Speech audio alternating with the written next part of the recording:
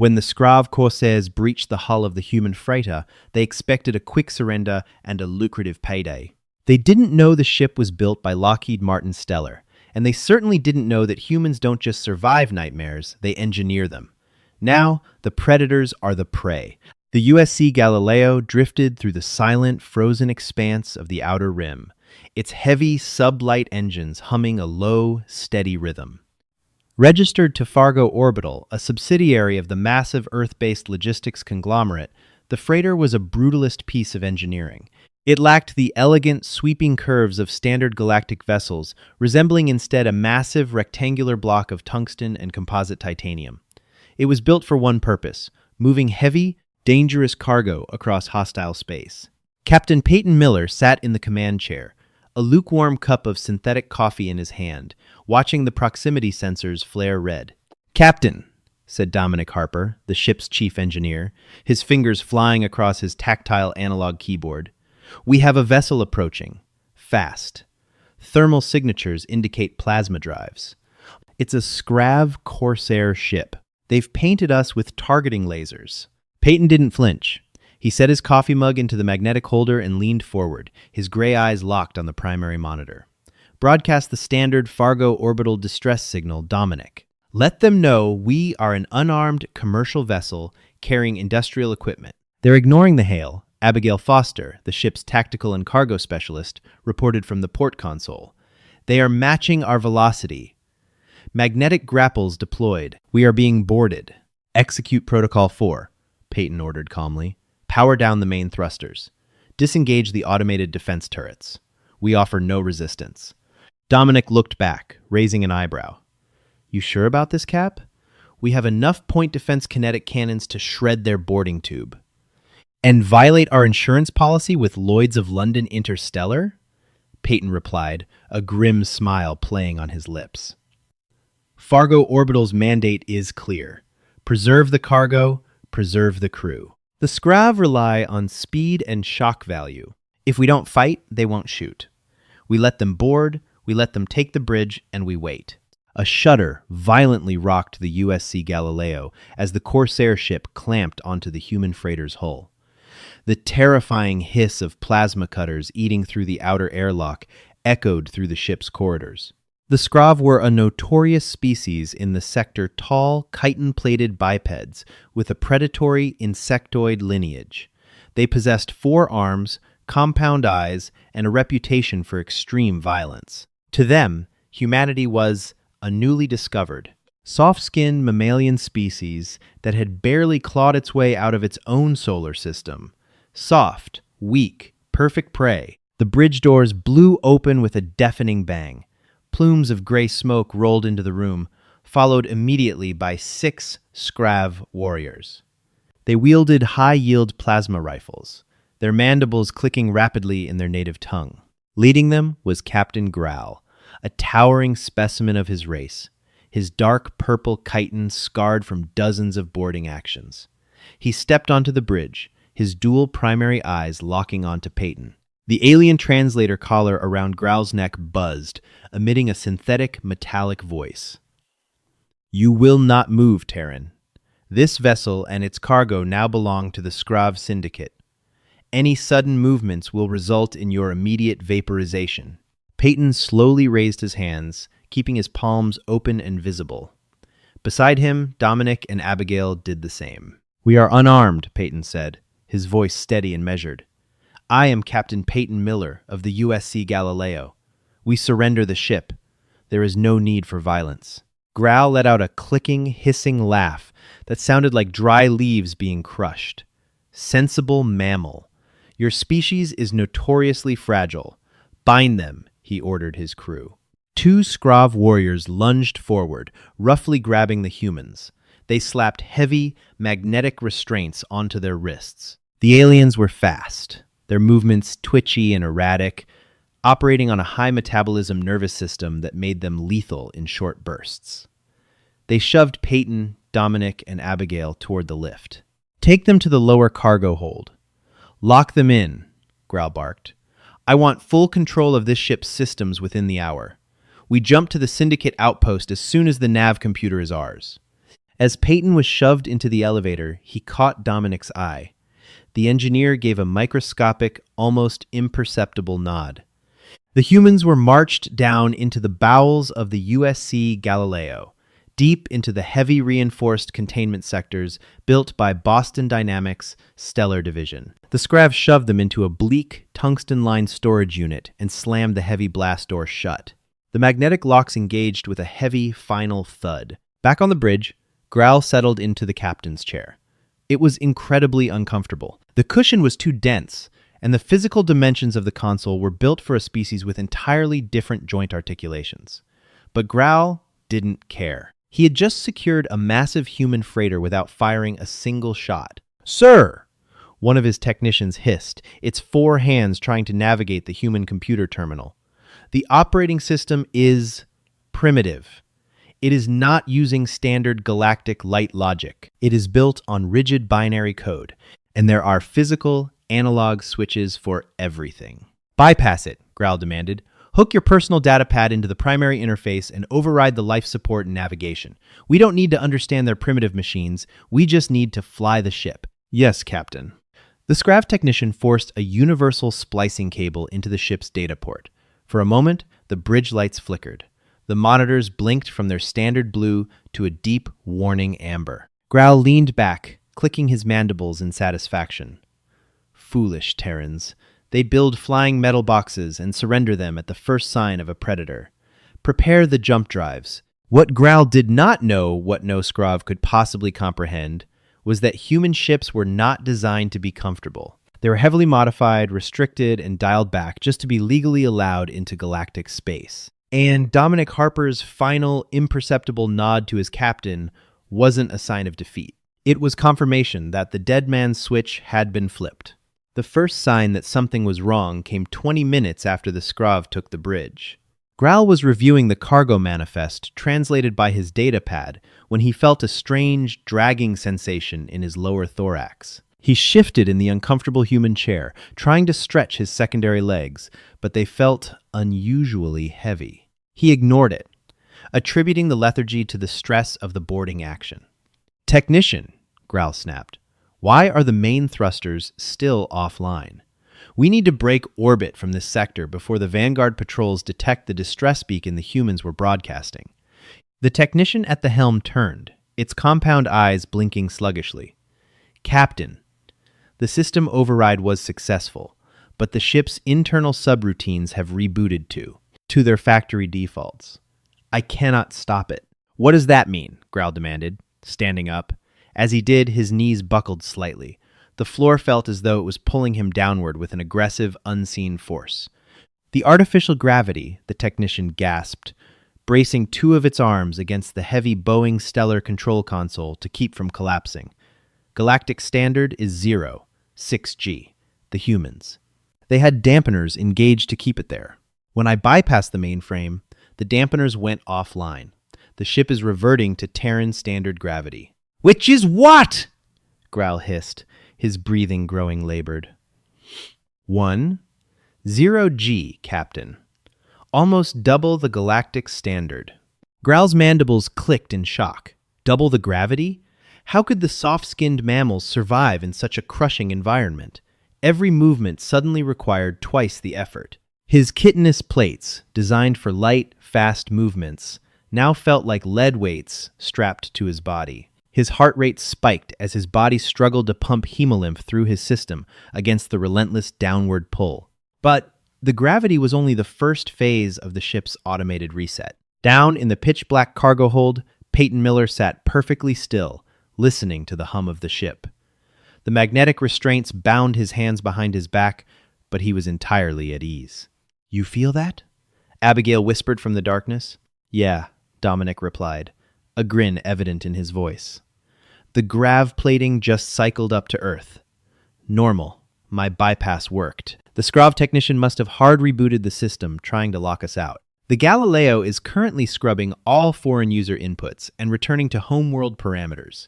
"How long until the environmental scrubbers cycle?" Peyton asked. "Give it 5 minutes, Cap," Dominic said. "Galactic standard atmosphere is heavily regulated. mostly nitrogen, traces of argon, and about 12% oxygen. Anything higher is considered a severe fire hazard and highly toxic to most species in the sector. An Earth standard? Abigail asked, though she already knew the answer.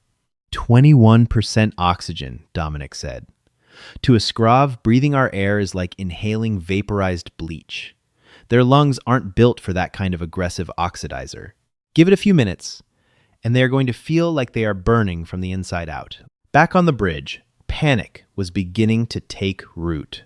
A loud, mechanical clunk echoed through the ventilation shafts, followed by the deep roar of the heavy-duty industrial fans kicking into overdrive. The air pouring out of the vents suddenly smelled sharp, metallic, and incredibly dense. One of the Scrav guards standing by the blast doors suddenly dropped its plasma rifle. The heavy weapon hit the deck with a loud crash. The guard clutched its thorax, its respiratory spiracles flaring wildly. It let out a high-pitched, wet shriek and collapsed to its knees, violently coughing up a viscous blue fluid. "What is happening to him?" Growl shouted, though his own voice sounded weak. His throat was burning. Every breath he took felt like he was inhaling fire. The air itself tasted aggressive, biting into the delicate membranes of his respiratory system. "Captain!" the technician cried out, its voice barely a whisper now. "The life support, the air mixture, it's flooding with oxygen. It's at 18% and climbing. It is toxic. We are suffocating in it." "Turn it off!" Growl roared, stumbling forward. The sheer effort of walking under 10G gravity combined with the hyper-oxygenated air sent a wave of agonizing cramps through his legs. He collapsed against the communication terminal, his claws scrabbling against the metal. "I cannot!" the technician wheezed, falling to the floor entirely.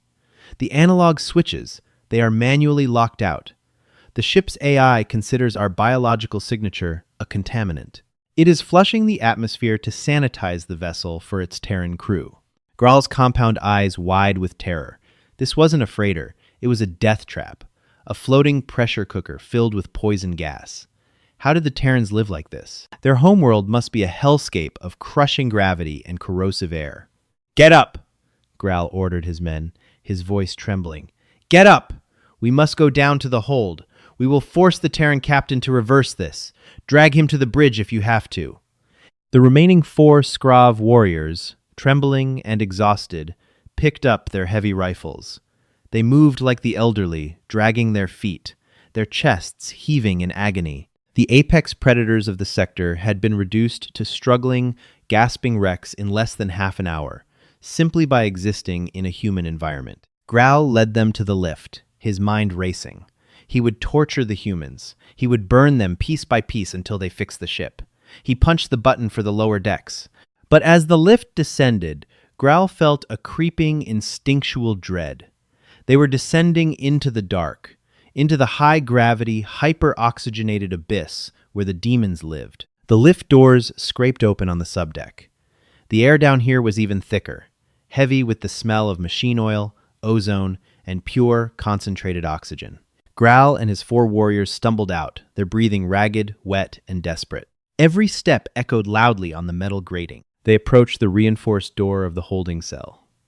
Graal drew his personal plasma sidearm, his hand shaking violently from muscle fatigue. "Open it!" Graal wheezed to his lieutenant. The lieutenant fumbled with the control pad, overriding the magnetic lock. The heavy blast doors slid open with a pneumatic hiss. Graal raised his weapon, ready to scream his demands, ready to execute one of the crew to make a point. But the cell was completely dark. "Bring them out," Graal commanded, stepping back. 2 of the Scrav warriors staggered into the pitch-black room. There was a moment of dead silence. Then a sickening crack echoed out, followed by the sound of something heavy hitting the floor. "Varn?" Graal called out, his voice cracking. "Varn, report!" A shape moved in the darkness. It was fast, horrifyingly fast.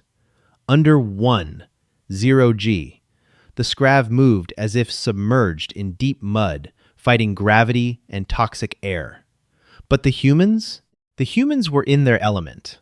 A hand shot out of the darkness, a pale, 5-fingered mammalian hand. It grabbed the second Scrav warrior by the throat, There was no struggle, no grand fight. The sheer kinetic density of human muscle, evolved on a high-gravity death world, was overwhelming. The humans simply squeezed, and the aliens' chitinous neck plating shattered like cheap porcelain. The warrior was tossed aside casually, sliding across the deck plates. Growl backed away in sheer terror, his remaining two guards raising their rifles, their arms shaking so badly they couldn't aim. Out of the shadows stepped Captain Peyton Miller. The magnetic restraints that had bound his hands were gone shattered on the deck behind him. Beside him stood Dominic, holding a heavy, 2-foot-long steel hydrospanner, and Abigail, gripping a plasma welding torch. Peyton rolled his shoulders, cracking his neck. He took a deep breath of the 21% oxygen air, a look of immense satisfaction crossing his face. "You know, Captain Growl," Peyton said, his voice no longer the calm, submissive tone of a surrendered merchant, but a deep, resonant baritone that vibrated in the heavy air. "Fargo Orbital has a very strict non-aggression policy. We are instructed to surrender our vessels to avoid violent conflict. We let you take the ship because it was the safest thing for us to do." Growl leveled his plasma pistol at Peyton's chest. "Stop! Move back, mammal." Peyton took a slow, deliberate step forward.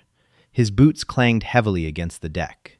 "But," Peyton continued, his eyes cold, "the policy also states that once hostile forces take control of the vessel and alter the ship's trajectory, the crew is authorized to enact self-defense protocols to reclaim corporate property."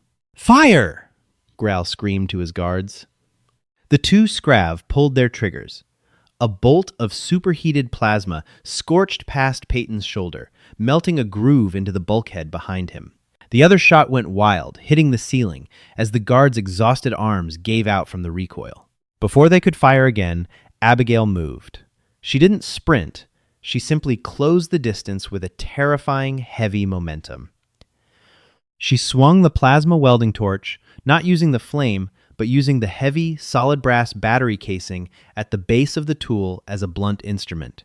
It slammed into the nearest guard's chest plate. The kinetic force of a dense human swinging a heavy object in 1G gravity was devastating. The alien's thorax caved in with a wet crunch, and it collapsed, gasping for breath. Dominic didn't even use his hydrospanner. He simply tackled the remaining guard. The sheer weight of the human drove the alien into the metal floor. Dominic pinned the struggling creature, effortlessly holding down its 4 arms with just 2 of his own. Growl was alone. He stared in absolute horror at the Terran captain. These weren't soft, squishy mammals. They were dense, unstoppable kinetic juggernauts that breathed poison and thrived in crushing gravity. They didn't need blasters. They were the weapons. Growl turned and ran. He didn't care about his crew. He didn't care about the ship. He just needed to survive.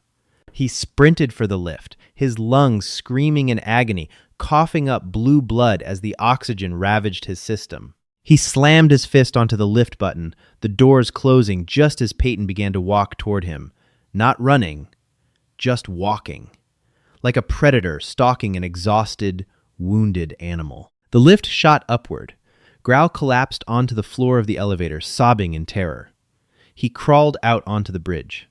His technician was dead, slumped over the console, choked to death by the Earth-standard air. Growl pulled himself up to the communication terminal. His hands were shaking so violently he could barely operate the analog keys.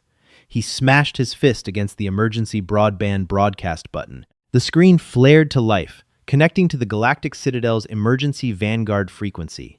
A crisp, blue-skinned Vanguard officer appeared on the screen. "This is Vanguard Sector Command.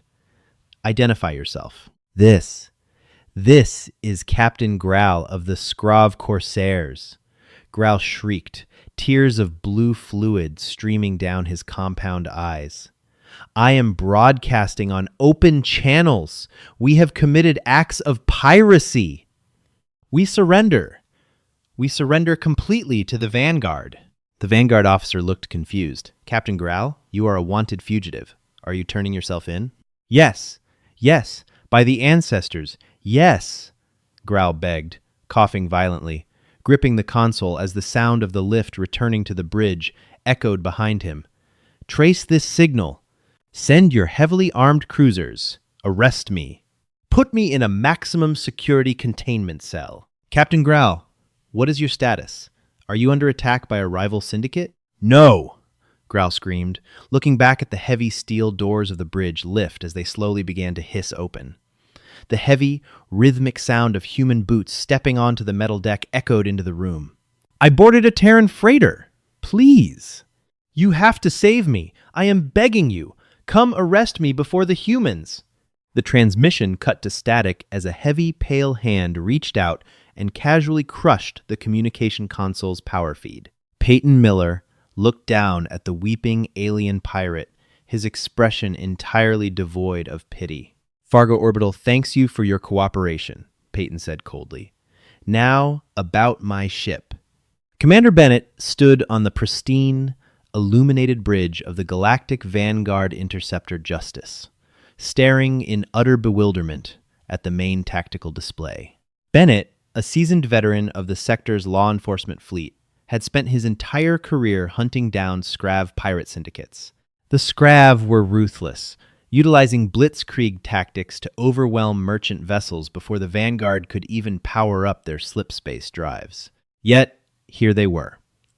A Scrav Corsair vessel was physically tethered to a blocky, ugly, utilitarian freighter registered to a human corporation called Fargo Orbital. The distress signal wasn't coming from the civilian ship. It was coming from the pirates. And it wasn't an automated beacon, it was a frantic, weeping broadcast on an open emergency channel. Lieutenant Lawson, Bennett called out, his voice betraying his confusion. Confirm the origin of that transmission again. Are you absolutely certain it came from Captain Grau? The same Grau who slaughtered the colony on Aegis Prime? Lieutenant Lawson, a tactical officer with a sharp eye for sensor anomalies, nodded slowly. Voice print analysis is a 100% match, Commander. It is Graal. But, sir, the bioscans we are pulling from the human freighter are completely erratic. The environment inside that vessel has been severely compromised. Did the Scrav deploy biochemical weapons? Bennett asked, his jaw tightening. If the pirates were using gas on a civilian crew, standard rules of engagement dictated lethal force. No, sir, Lawson replied, her fingers dancing across the terminal. The internal atmosphere of the freighter has been flooded with 21% oxygen. There are also high levels of nitrogen. Furthermore, the ship's artificial gravity is currently operating at 10 G. The atmospheric density is off the charts. Bennett blinked. That's not a breached hull. That's a Class 4 Death World environment. The ship is simulating a toxic high-gravity biome. Did the environmental systems malfunction during the boarding? According to the ship's transponder data, Lawson said, squinting at the screen, that is the standard baseline environment for Terran vessels. The humans call it Earth Normal. They intentionally live in those conditions. A heavy silence fell over the bridge of the Justice. Bennett had heard the rumors about the newly discovered Terran species. They hailed from a notoriously hostile system in the Orion Cygnus arm, a place where extreme gravity and corrosive atmospheric conditions were standard. But experiencing it secondhand via tactical telemetry was something entirely different. Prepare a boarding party, Bennett ordered. Issue heavy environmental hazard suits to all personnel. Maximum gravity dampeners on our boots, and triple filter the rebreathers. If we step onto that ship unprotected, our lungs will blister and we won't be able to lift our own weapons. Let's find out what happened to Grau. 20 minutes later, the Vanguard boarding shuttle clamped onto the human freighter's secondary airlock. Bennett and a squad of 6 heavily armed officers, encased in bulky, pressurized hazard suits, stepped into the USC Galileo.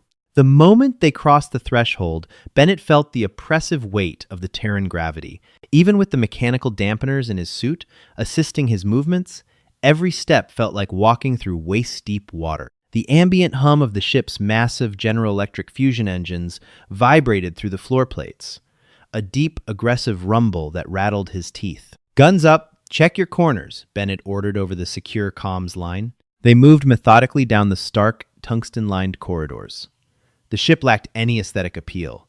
It was a pure, unadulterated marvel of industrial brutalism. Exposed pipes, Thick bundles of wiring and heavy steel bulkheads painted a picture of a species that valued survival and function over comfort. As they approached the main cargo bay, they found the first signs of conflict. A Skrav plasma rifle lay discarded on the metal grating. A few feet away, a patch of blue hemolymph was splattered against the wall. Movement ahead. The main bridge, Lawson reported, tracking the thermal signatures on her wrist-mounted scanner. Bennett signaled for a breach. The Vanguard officers stacked up by the bridge doors. With a swift, coordinated motion, they bypassed the manual release and shoved the heavy doors open, their plasma carbines raised and ready. "Galactic Vanguard! Drop your weapons and secure your hands!" Bennett barked through the external speakers of his hazard suit. What Bennett expected was a hostage situation. What he saw defied all tactical logic. Captain Peyton Miller sat casually in the command chair, his boots propped up on the edge of a Boeing Stellar navigational console. He was holding a steaming mug of Maxwell House synthetic coffee, calmly taking a sip. Beside him, the ship's engineer Dominic was leaning against a bulkhead, casually eating a handful of salted peanuts from a foil bag. Abigail, the tactical officer, was tapping away at her datapad, cross-referencing a cargo manifest. But it was the corner of the bridge that drew Bennett's immediate attention. Huddled together in a pathetic, trembling mass were the remaining members of a Grayson Skrav boarding party. They had been restrained with heavy-duty zip ties, the kind normally used for securing industrial cables. Among them was Captain Growl. The imposing, four-armed pirate warlord was curled into a fetal position. He was hyperventilating, his compound eyes darting wildly, a look of profound, shattered terror etched across his chitinous face. When Growl saw the Vanguard officers in their heavy hazard suits, he didn't try to flee. He didn't curse them. Instead, he let out a garbled shriek of absolute joy and violently threw himself toward Bennett's boots, squirming across the floor like a desperate insect. "Take me!" Growl sobbed, coughing violently as the hyper-oxygenated air assaulted his lungs. "Please, put me in the heavy isolation wards. Chain me to a wall in the deepest asteroid prison you have. Just get me off this cursed metal box. They are monsters. They don't use weapons, Commander. They just squeeze you until you break." Bennett stared down at the weeping pirate, completely stunned. He slowly lowered his carbine and looked back up at the humans. Peyton took another slow sip of his coffee, lowered his legs from the console, and offered a polite, professional smile. "Commander Bennett, I presume? Captain Peyton Miller, USC Galileo. We're very glad you're here. Fargo Orbital Protocol requires us to hand over all hostile trespassers to local authorities to avoid complicating our insurance claims with Lloyd's of London." "Captain Miller?" Bennett started, his voice wavering slightly. He looked at the shattered pirate crew, then at the entirely unharmed humans. What exactly happened here?" "They boarded us," Dominic chimed in, tossing another peanut into his mouth. "We surrendered gracefully. Then they tried to hack the mainframe to steal the ship. They tripped a hard reset protocol, which turned off their illegal environmental overrides and restored the ship to its factory settings. Earth normal. They spent 30 minutes in our air and gravity," Abigail added, not even looking up from her datapad. "Then they tried to shoot us when we told them they were violating corporate property rights. So, we had to subdue them using standard hand-to-hand occupational hazard techniques." "Occupational hazard techniques?" Bennett repeated, incredulous. "You decimated an elite pirate boarding party with your bare hands?" "And a hydrospanner," Dominic corrected helpfully, "but mostly just the hands. It turns out their exoskeletons are extremely brittle under 10G. They crack like dry twigs." Growl wailed in the background, a pathetic, high-pitched keening sound. "He threw Varn across the room. He just picked him up and threw him. They breathe poison, and their bones are made of iron. Arrest me! I confess to 100 counts of piracy. Just arrest me!" Bennett sighed, his tactical visor fogging slightly from his own sweat. He looked at his heavily armed squad, all of whom were staring at the humans with a newfound, profound sense of dread. "Lieutenant Lawson," Bennett said wearily, "take the prisoners into custody. Get them into our environmental containment pods before they suffocate. He turned back to Peyton. Captain Miller, I am going to need you to power down your engines. We have a lot of paperwork to go through. The debriefing took place aboard the Vanguard Interceptor Justice, safely away from the crushing gravity of the human freighter. Captain Peyton Miller sat across a sleek, holographic interrogation table from Commander Bennett. Unlike the Scrav, who were currently residing in the medical bay, recovering from severe oxygen toxicity and blunt force trauma, Peyton looked perfectly relaxed. Let me make sure I understand this perfectly, Captain Miller, Bennett said, pinching the bridge of his nose. He had been reviewing the legal and tactical reports for 3 hours, and his head was throbbing. You are an unarmed commercial freighter. You carry no kinetic torpedoes, no plasma batteries, and no military-grade shielding. That is correct, Commander, Peyton replied calmly. Fargo orbital logistics vessels are strictly civilian. Weapons are a liability and increase our transit tariffs at major hyperspace relays. Yet, Bennett continued, bringing up a holographic image of the Galileo's cargo manifest, your ship is constructed with hull plating thick enough to withstand a direct hit from a Class A dreadnought. Your engines, built by a company called General Electric, generate enough raw thrust to tear a standard frigate in half. And your internal atmospheric processors can flood the ship with a lethal oxidizer in less than 4 minutes. Earth normal atmosphere, Commander. It's what we breathe. And the gravity? Bennett said, leaning forward. Do you realize that setting your gravity dampeners to 0 effectively weaponizes your entire ship against 90% of the known species in this sector? Peyton smiled, a calm, corporate smile that sent a chill down Bennett's spine. Commander, human beings evolved on a planet with a gravity well of 9.8 meters per second squared. We require that gravity to maintain our bone density and cardiovascular health on long voyages. The fact that the Scrav find our natural habitat lethal is a biological tragedy, certainly, but it is not a weapon. It is an OSHA compliance standard. OSHA? Occupational Safety and Health Administration, Peyton explained. A Terran regulatory body. If I don't provide my crew with adequate gravity and oxygen, I get fined by the corporation. Bennett stared at the human. He tried to reconcile the polite, well-spoken merchant sitting in front of him with the apex predator that had effortlessly dismantled a Scrav warlord's crew. Captain Growl gave a full statement, Bennett said quietly. He claims your tactical officer crushed his lieutenant's thorax with a heavy construction tool. He claims your engineer pinned down a fully grown Scrav warrior using only his body weight. Growl is currently undergoing psychological evaluation because every time someone mentions the word Terran, he starts screaming. As I stated in my report, Peyton replied, pulling a neat stack of physical paper documents from his jacket, a bizarre human tradition of record-keeping. We acted purely in self-defense. The Scrav initiated hostile actions. We utilized the tools at hand. I believe my crew used a Caterpillar heavy-duty hydrospanner and a standard-issue plasma welding torch. These are maintenance tools, Commander, not weapons. Bennett reviewed the paperwork. The human was right. By every letter of galactic law, the USC Galileo was completely innocent. They hadn't fired a single shot. They hadn't used illegal munitions. They had simply existed in their natural state, and that natural state was a horrifying nightmare for anyone foolish enough to intrude upon it. There are no charges, Bennett finally admitted, terminating the holographic recording. You are free to go, Captain Miller. Your ship has been cleared for transit, and the Vanguard will tow the Scrav vessel to a secure impound lot. Thank you, Commander, Peyton said, standing up and smoothing his uniform.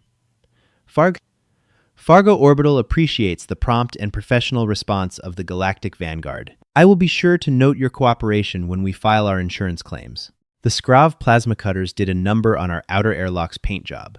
Lloyd's of London is going to want a full incident report to authorize the repainting. Bennett watched in disbelief as Peyton turned and walked out of the interrogation room.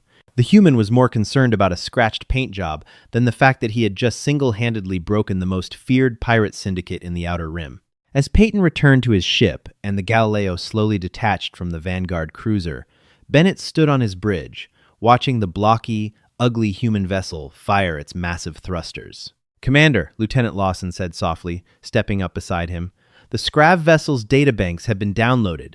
We have their communication logs. It seems Graal managed to broadcast a warning to the rest of the Syndicate network before we jammed their signal. What kind of warning? Bennett asked. Lawson pulled up the transcript on the main display. It was a frantic, unencrypted message that had bounced across every pirate haven, black market outpost, and smuggler's den in the sector. To all Syndicate vessels, do not engage Terran ships. Repeat, do not engage. They are not merchants. They are unstoppable kinetic demons. Their air is fire. Their gravity is death. Their tools are weapons. If you see a Terran ship, run. Bennett couldn't help but let out a low, dry chuckle. For centuries, the Vanguard had poured trillions of credits into building faster ships, bigger guns, and highly trained strike teams to combat the pirate menace in the Outer Rim. They had fought endless wars of attrition against the Syndicates, trading blood for every parsec of safe space. And yet, it only took one ugly, blocky human freighter, built by corporations that cared more about insurance premiums and OSHA compliance than galactic politics, to terrify the underworld into submission. Lieutenant Lawson, Bennett said, turning his back to the viewport, as the Galileo jumped to slipspace, disappearing into the cosmic void. Yes, Commander? Update the Vanguard patrol mandates for the Outer Rim. I want all active interceptor wings to stand down on escorts for Terran commercial vessels. They don't need our protection. Lawson nodded, a faint smile touching her lips. Understood, sir. Shall I classify them as low-risk targets? No, Bennett replied, his eyes reflecting the blue glow of the tactical map. Classify them as Class 4 environmental hazards. And let the pirates know, if they decide to board a human ship again, the Vanguard won't be coming to rescue them. Out in the deep, cold expanse of the galaxy, the USC Galileo hummed along its designated trade route. In the cargo hold, millions of tons of industrial equipment sat secured in the dark. On the bridge, Dominic put his feet up on the console, Abigail returned to her datapad, and Captain Peyton Miller poured himself another cup of Maxwell House coffee. It was just another quiet Tuesday for Fargo Orbital. The galaxy was finally learning what humanity had known for centuries. If you pick a fight with the heavy machinery, you are going to get crushed. Did this tale of human engineering and crushing gravity leave you wanting more HFY action? The galaxy just learned a hard lesson. Never board a Terran freighter unless you want to experience the true meaning of a death world. If you enjoyed seeing these alien pirates beg for mercy, smash that like button. Drop a comment with your favorite moment and share this story. Don't forget to subscribe to our channel and hit the bell icon so you never miss another epic sci-fi adventure.